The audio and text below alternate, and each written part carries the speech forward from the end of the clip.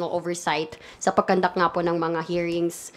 Kayo po, sir, personally, ano po yung inyong pagtingin dito? Do you support po ito pong kanilang mga arguments? Lalo na po, narinig nyo naman na rin po lahat ng mga lumabas po dito sa pagdinig. Do you support po ba itong kanilang mga tinutulak na sa impeachment?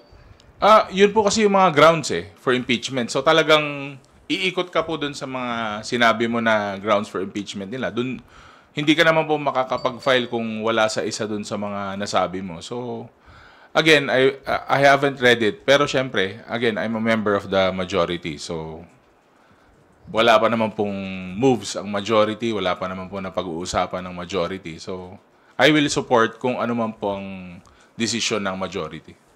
But, hindi naman po natin sinasantabi yung ginagawa nila. Kasi karapatan po nila yan. So, sila po yung nag-file nun. Sila po yung